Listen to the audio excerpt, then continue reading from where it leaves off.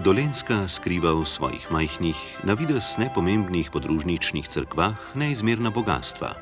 Ena takih je cerkev Svetega Duha na Vihru. Prav njena oddaljenost in nedostopnost sta pripomogli k temu, da lahko v njej še vedno najdemo oltarja, ki sta delo slikarja Hansa Georga Geigerja. Zaradi monograma, s katerim se je podpisal na nekatera svoja dela, ga imenujemo tudi Mojster HGG. Kdaj in kje je rojen, ni znano.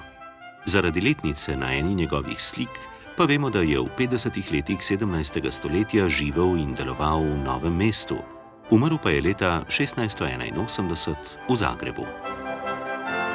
Oddaljenost, ki je pomagala ohraniti tako pomembne spomenike v dovolj nespremenjeni obliki, je bila zaradi stalnih klimatskih sprememb v slabo vzdrževanih prostorih hkrati tudi razlog za hitrejše propadanje umetnin.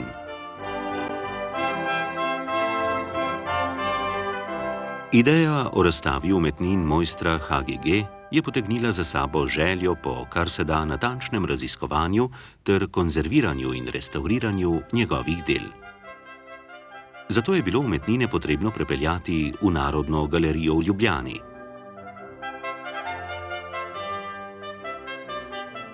Razstavljanje oltarjev na manjše dele je bila zahtevna naloga, saj bi majhna neprevidnost lahko povzročila neprecenljivo škodo.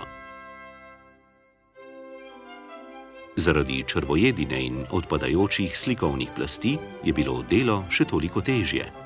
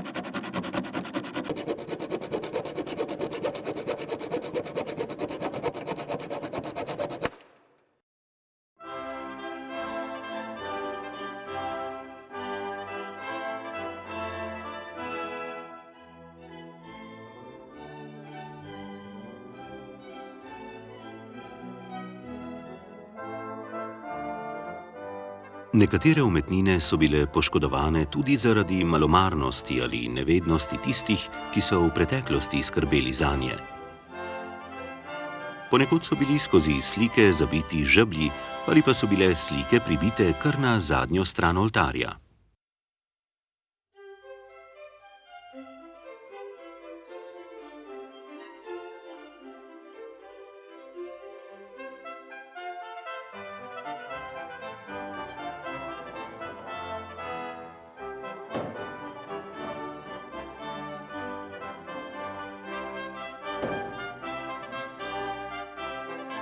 Da ne bi prišlo do novih poškodb, je bilo treba umetnine zaščititi in pripraviti na prevoz.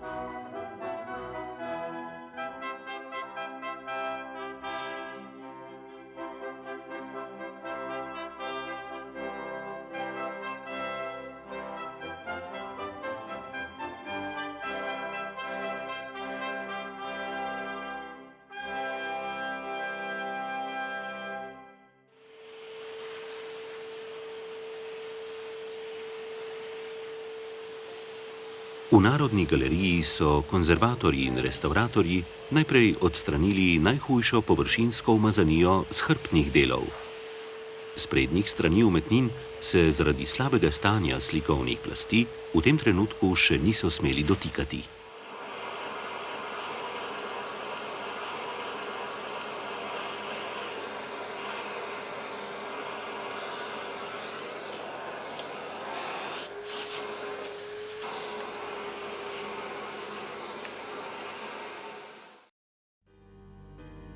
Sledilo je fotografiranje umetnin.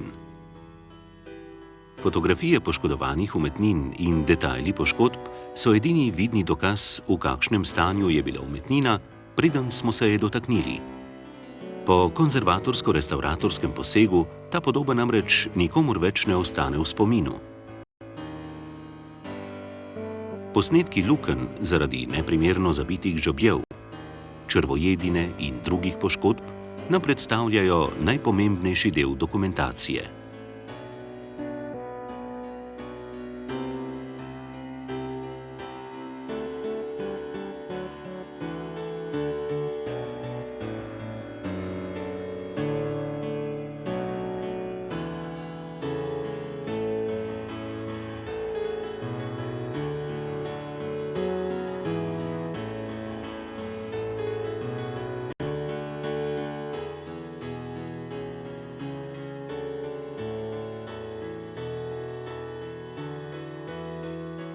Eden resnejših problemov pri lesenih delih umetnin je okuženost z lesnimi insekti.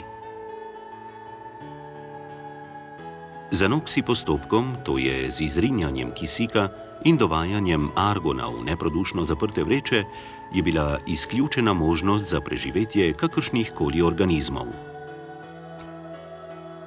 Dogajanje v vrečah je bilo s pomočjo elektronskih merilcev ves čas pod nadzorom strokovnjakov. Pred konzervatorsko-restavratorskim posegom morajo biti narejene preiskave in analize materialov. Te nam pomagajo odkriti materialno zgradbo in način nastajanja umetnin.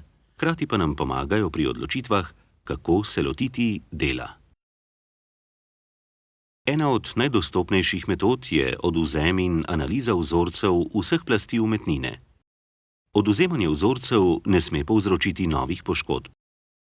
Zato so vzorci izjemno majhni in ponavadi odvzeti na robovih že poškodovanih mest ali tik ob robovih umetnine.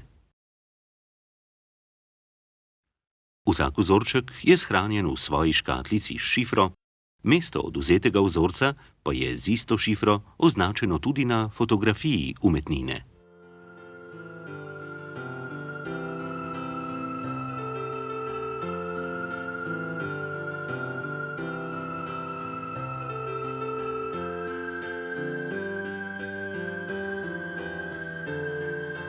Vzorci so zaliti v smolo in obrušeni tako, da pod mikroskopom lahko vidimo presek vseh plasti umetnine.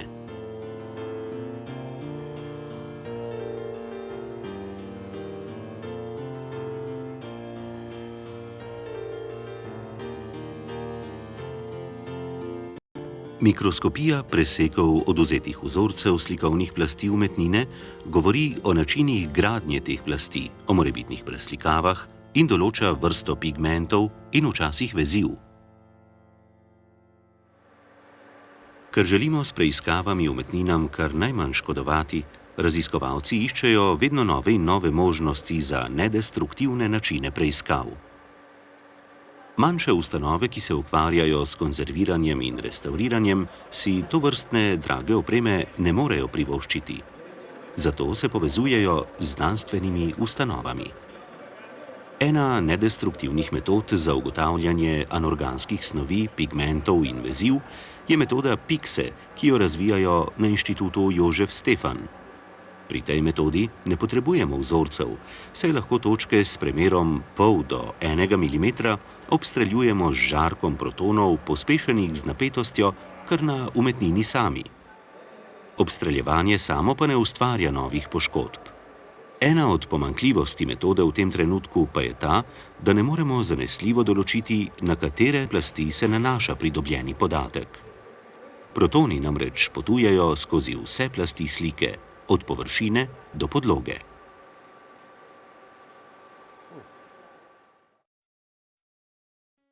Metoda, ki tudi ni destruktivna in nam dovolj hitro lahko pokaže različne razvojne faze v nastajanju umetnine, je rentgenska radiografija.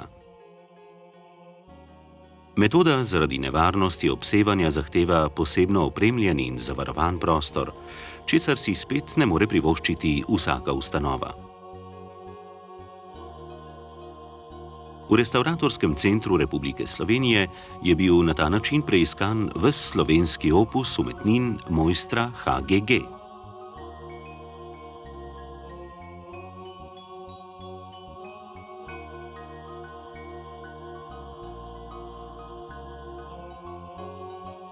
Zaradi različne absorpcije različnih snovi, iz katerih so zgrajene plasti slike, lahko na rentgenskem posnetku opazimo potezo čopiča ali nanos barvnih plasti.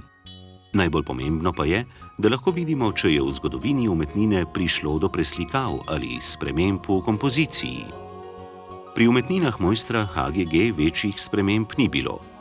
Pri sliki Sveti Valentini iz Ždinje vasi, ki je delo slikarjevega kroga, pa je na črno-belem rentgenskem posnetku lepo vidna prvotna dolžina las, ki pa je bila kasneje spremenjena. Če želimo ugotoviti, kako se je slikar lotil dela, nam pomaga infrardeča reflektografija. Pod barvnimi plastmi vidimo pripravljalno risbo, ki je s prostim očesom ne moremo opaziti. Če se hočemo prepričati, ali je bila slika že konzervirana in restaurirana in če so kje kasneje doslikani deli, si pomagamo z ultravijolično fotografijo. Kasnejše retuše ali preslikave so praviloma vidne kot temnejše lise. Mojster HGG nam je zapustil precej majhen, vendar zelo raznolik opus. Ob pripravah na razstavo so bile konzervirane in restaurirane vse poškodovane in še ohranjene umetnine samega mojstra in njegovega kroga, ki so nastale na slovenskih tleh. Zaradi materialov in različne stopnje ohranjenosti umetnin je bila tudi izbira načina reševanja njegovih del različna. Leseni deli oltarjev in slik na lesu so bili močno poškodovani. Les je bil preperev in naluknjan zaradi lesnih insektov, zato je bilo utrjevanje nujno.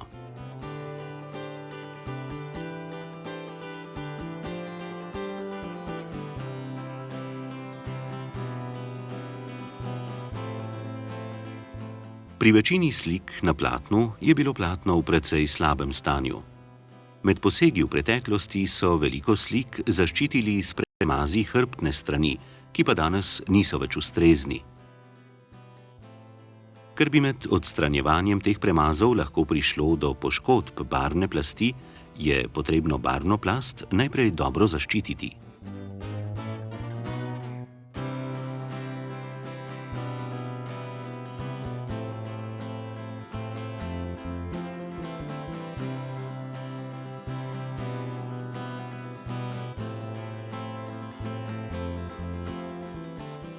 Pri konzerviranju in restauriranju moramo slike velikokrat sneti spod okvira ali umetnine na lesu razstaviti na osnovne elemente. Ker so žeblji, ki so jih uporabili za pritrjevanje, zarjaveli, jih je včasih težko izpuliti.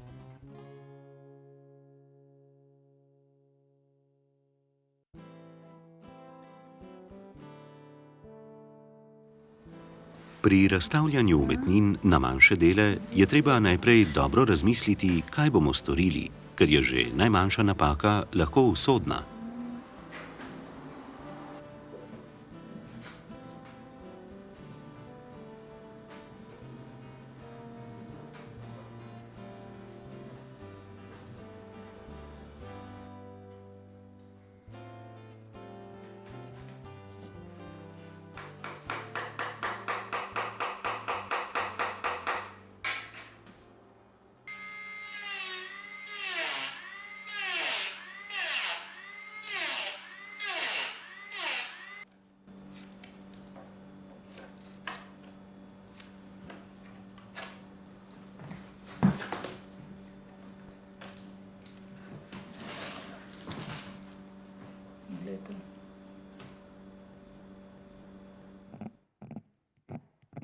Odstranjevanje neprimernih zaščitnih premazov s hrbtne strani je prav tako zelo tvegan in dolgotrajen proces. Ponavadi je edina možnost mehansko odstranjevanje s skalpelom. Paziti je treba, da se pri tem ne poškoduje staro in že oslabljeno izvirno platno.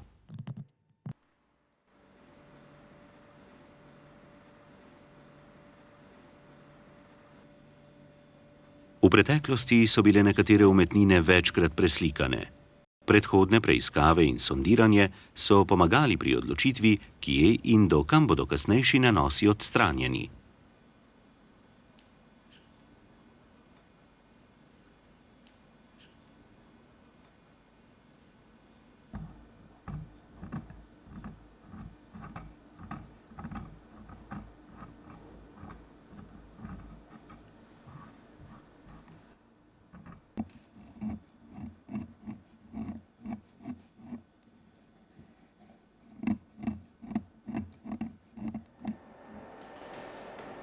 Čeprav so bile slike na platnu v preteklosti že vsaj delno konzervirane in restavrirane, je zaradi slabih razmer, v katerih se je večina umetnin nahajala, prihajalo do novih in novih poškodb.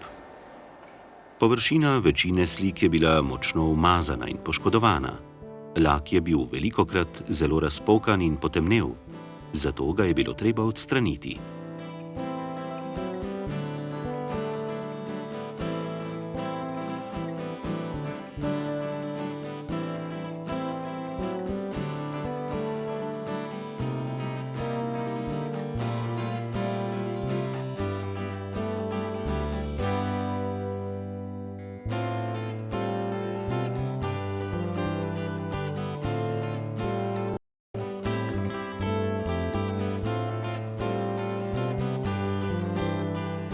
Platneni nosilec in barvne plasti slik je bilo potrebno prvič ali znova utrditi in ojačati robove z novimi trakovi platna. S tem je bil hkrati zagotovljen rob za napenjanje na nov podokvir.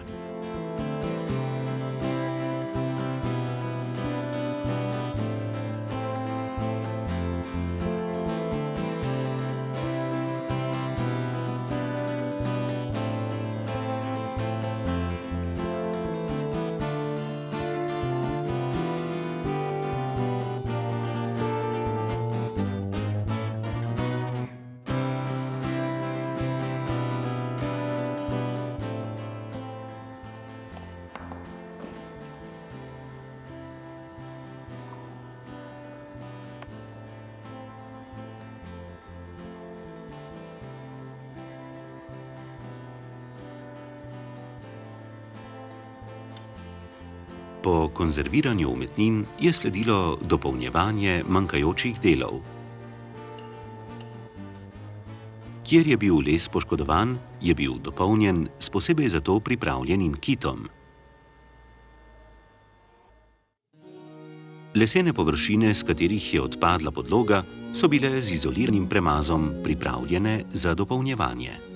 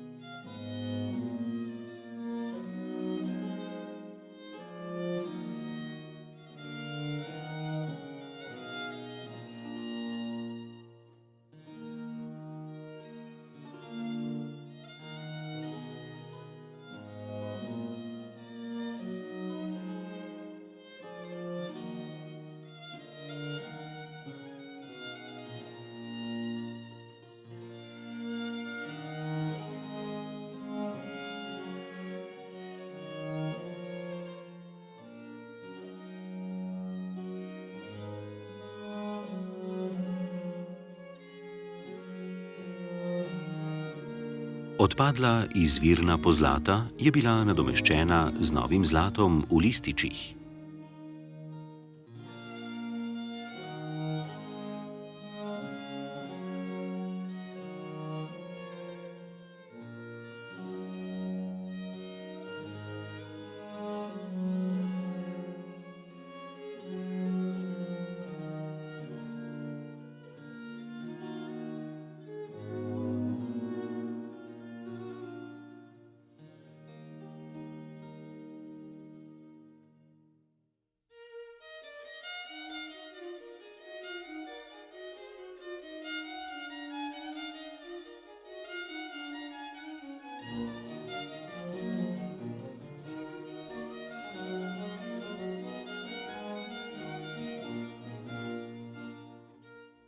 za retuširanje manjših poškodb pa je bilo bolj primerno zlato v prahu.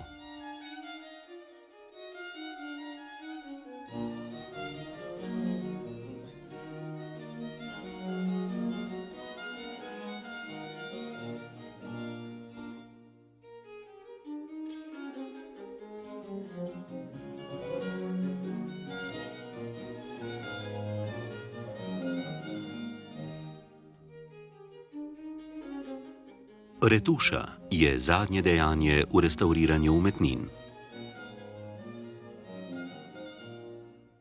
Ta postopek zahteva mirno roko in posebno vrsto koncentracije.